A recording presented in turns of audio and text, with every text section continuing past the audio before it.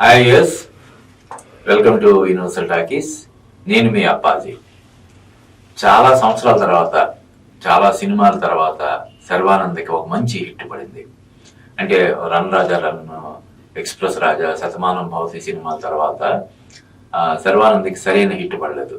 మళ్ళీ మళ్ళీ ఇది రాని రోజు అని చెప్పి ఒక సినిమా మంచి పేరు తీసుకొచ్చింది అతనికి. కానీ కమర్షియల్గా మరీ అంత పెద్ద విజయం సాధించలేదు. ఆ తర్వాత నుంచి ప్రతి సినిమా కూడా మంచి ప్రామిసింగ్ గా అనిపించడం, డెఫినెట్ గా ఈ సినిమాతో శర్వానంద్ మళ్ళీ బౌన్స్ బ్యాక్ అవుతాడు, అతనికి మంచి హిట్ పడుతుంది అని చెప్పి అనిపించినప్పటికి కూడా దాదాపుగా 9-10 సినిమాలు అంటే ఫ్లాపుల పరంగా హ్యాట్రిక్ కొట్టాడు శర్వానంద్.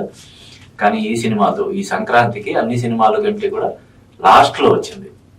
కానీ ఇప్పుడు ఇది మొదటి 2 స్థానాల్లో అంటే చిరంజీవి సినిమా తర్వాత 2వ స్థానంలో నిలిచి రోజు రోజుకి థియేటర్లు పెంచుకుంటూ కలెక్షన్స్ పరంగా చాలా పెద్ద విజయం సాధించే దిశగా ముందుకెళ్తుంది.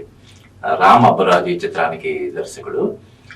సామజవర గమనాన్ని శ్రీ విష్ణుతో సినిమా తీసాడు. ఆ సినిమా మంచి విజయం సాధించింది. తర్వాత కొంచెం గ్యాప్ తీసుకొని, అంటే ప్రాపర్ టైం తీసుకొని తను శర్వానంద్ తోటి రూపొందించిన చిత్రం నారీ నారీ నడుం మురారి. అంటే జనరల్ గా నారీ నారీ నడుం మురారి అనే టైటిల్ బట్టి మనం ఇది ఒక ప్యాటర్న్ సినిమా అని చెప్పి అనుకుంటాం. అంటే ఇద్దరు మగవాళ్ళ మధ్య నలిగిపోయే ఒక మగాడి కదా అని చెప్పి మనం అనుకుంటాం.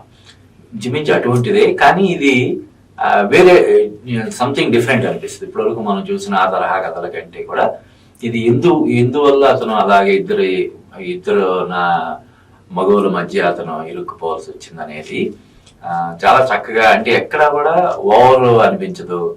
కామెడీ పరంగా కానీ మరొకటి కానీ ఎక్కడ కూడా ఓవర్ లేకుండా సెటిల్డ్ పర్ఫార్మెన్స్ తోటే మంచి విజయాన్ని అందుకున్నాడు రామ్ అబ్బరాజు. అంటే ఈ సినిమాకి ముందు నుంచి పెద్ద బజ్జి లేదు.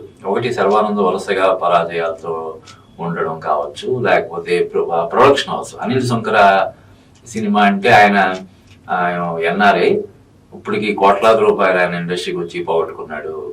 ఎన్నో పెద్ద పెద్ద సినిమాలు చేసి బాగా నష్టాల్లో ఉన్నటువంటి అనిల్ శంకర అతని నుంచి వచ్చే సినిమా అంటే పెద్దగా హోప్స్ పెట్టుకోవాల్సిన అవసరం లేదు అనేలాగా ఉన్న పరిస్థితుల్లో ఈ సినిమా అనూహ్యమైనటువంటి విజయం సాధించింది. యాక్చువల్గా చెప్పాలంటే ఇది అనగనగా ఒక రాజుతో పాటు లాస్ట్ లో రిలీజ్ అయింది 14వ తారీఖు. కానీ ఈ సినిమా మొదటి రోజే ఉదయం ఆటలతో కాకుండా సాయంత్రం ఆటలతోటి, అంటే ఫస్ట్ షో ఆటలతోటి మొదలయ్యి ఇప్పుడు రోజు రోజుకి థియేటర్లు పెంచుకుంటుంది, వసూళ్లు పెరుగుతున్నాయి. ఇప్పుడు శర్వానంద్ హ్యాపీగా మన సక్సెస్ మీట్ లో నెక్స్ట్ కూడా సంక్రాంతికే వస్తాను అని చెప్పి అనౌన్స్ చేయడం కూడా జరిగింది. శ్రీను వైట్ల దర్శకత్వంలో తను నటిస్తున్నటువంటి సినిమా సంక్రాంతికి రాబోతుందని చెప్పి ఆయన చెప్పాడు. ఇక నారీ నారీ నడు మురారి విషయానికి వస్తే శర్వానంద్తో పాటు సంయుక్త మేనన్, సాక్షి వైద్య అనే అమ్మాయి నటించింది. చాలా అంటే చాలా డీసెంట్ గా తెరకెక్కించాడు రామ్ అబ్బరాజు ఈ సినిమా. అంటే సామజవర గమన చిత్రంతో అతనికి వచ్చినటువంటి పేరు మరింత పెరిగేలాగా ఈ రామ్ అబ్బరాజు అనేవాడు మామూలుగా మనకి లైట్ గా తీసుకోవాల్సినటువంటి దర్శకుడు కాదు, మంచి విషయం ఉన్న దర్శకుడు అని చెప్పి అందరూ సీరియస్ గా తీసుకునేలాగా అతను వర్క్ ఉంది. అంటే నెక్స్ట్ ఏ గ్రేడ్ హీరోలతో కూడా అతనికి సినిమాలు చేసే అవకాశాలు వచ్చేలాగా అతను ఈ అవకాశాన్ని సద్వినియోగం చేసుకున్నాడు. చక్కగా డైలాగ్స్ కానీ పాటలు కానీ విశాల్ చంద్రశేఖర్ ఈ చిత్రానికి సంగీతం సమకూర్చాడు. పాటలు కానీ సినిమాటోగ్రఫీ కానీ అన్నీ కూడా బాగున్నాయి. ఎక్కడ ఓవర్ డోస్ అనిపించదు. మనం హాయిగా సినిమాని ఆస్వాదించేలాగా దీన్ని తీర్చిదిద్దిన రామ్ అబ్బరాజుని మనం అభినందించాలి. అలాగే చాలా సినిమాల తర్వాత అనిల్ శంకర ఈ చిత్రంతో మంచి విజయాన్ని అందుకున్నాడు నిర్మాతగా. ఆయన్ని కూడా మనం అభినందించాలి. ముఖ్యంగా శర్వానంద్ వరుస పరాజయాలతో ఇదవుతున్నా కూడా అతను ఎక్కడా కూడా ఇది కాన్ఫిడెన్స్ కోల్పోకుండా సరైన సినిమా కోసం ఎదురు చూస్తూ తను నటించే ప్రతి సినిమాలో తనదై 100% ఎఫర్ట్ పెడుతూ వెయిట్ చేసినందుకు ఇప్పుడు ఈ సినిమాతో అతనికి మంచి విజయం వచ్చింది. బేసిక్ గా శర్వానంద్ మంచి పర్ఫార్మర్. మొదటి నుంచి కూడా అతను ప్రతి సినిమాలో కూడా సినిమా ఫెయిల్ అయినా కూడా ఆర్టిస్ట్గా అతను ఎప్పుడు కూడా ఫెయిల్ అవ్వలేదు. ఈ సినిమాలో మరింత శ్రద్ధతోటి నటించాడని చెప్పి మనకి అనిపిస్తుంది. అంటే నటించేటప్పుడే కొన్ని స్క్రిప్ట్లు ప్రొడక్షన్ స్టేజ్లోనే తెలుస్తాయి. ఇది ఏదో మనకి బాగా వర్కౌట్ అయ్యేలా ఉంది, ఈ సినిమా చాలా పెద్ద హిట్ అయ్యేలాగా ఉందని చెప్పి అనిపిస్తుంది. దానివల్ల కూడా అంటే 2 వేరియేషన్స్ ఉంటాయి సర్వానంద్ దగ్గర క్యారెక్టర్లో. ఆ 2 వేరియేషన్స్ కూడా గెటప్ పరంగా కానీ అన్నిటి పరంగా కూడా అతను అన్ని జాగ్రత్తలు తీసుకొని చాలా బాగా చేశాడు. అంటే జనరల్గా చెప్తుంటారు పెద్ద సినిమాలు విజయం సాధించినప్పుడు కంటే కూడా చిన్న సినిమాలు విజయం సాధించినప్పుడే ఎక్కువ మన ఇండస్ట్రీకి మేలు జరుగుతుందని చెప్పి.